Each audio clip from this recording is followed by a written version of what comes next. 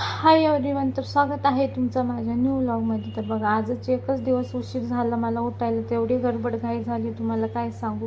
तर मला नाही का ग्रीन टी प्यायला सुद्धा टाईम नाही भेटला, तर मस्त स्वयंपाक करत करत खाल्ला. आणि ग्रीनचा फ्लेवर थोडा, ग्रीन टीचा मला फ्लेवर थोडंसं वेगळंच वाटतो.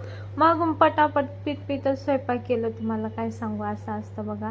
मस्त मस्त असं आंघोळ वगैरे, माझी पूजा पण झाली होती बरं का. मग मी स्वयंपाकाला गेले आणि म्हटलं चला ब्लॉग बनवूया. मग पोरांचं घाई चालू होती, तर तरी पण मी ब्लॉग बनवते बघा. अशी मस्त मसालेदार गवार आणि आहो ना पोहे करून दिले होते त्यांना, जायला उशीर व्हायला होता. म्हणले मला पोहे दे पटकन, त्यांना बनवून दिलं. मग चपात्या घेतल्या करायला आणि मग मुली पण उठल्या, त्यांना मस्त अशी पूजा पण झाली गुरुवारची बघा. अशी माझी गुरुवारची अभिषेक असतो ते पण करून घेतला.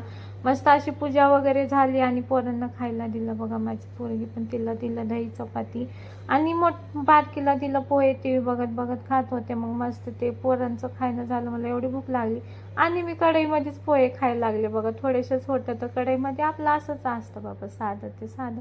मस्त असं कढईमध्येच पोहे खाल्ले आणि मग लगेच पोरींना आवरून दिलं बघा. माझ्या पोरीचं कॉलेज चालू झाले, मग मस्त तिला दिलं पाठवून आणि छोटीवालीला आवरलं बघा. किती क्यूट क्यूट आहे. मग तिचा असं थोडासा लाड प्यार केला बघा. असं मग तिचा लाड प्यार केला तर म्हणत होती मम्मा मी कशी दिसते. म्हटलं हो, सो लय क्यूट दिसते. मग तिचं असं आवरून दिलं तिला आणि त्यांना आवरून दिलं. मग गेलं आपलं, चला रोजची कामं. मस्त असे कपडे टॉवेल्स वगैरे धुवायचे होते. मग टेरेसवर गेलं ना, असं खाली बघत बघत माझं काम चालू असतं. मस्त कपडे वगैरे धुतले, बघू शकता.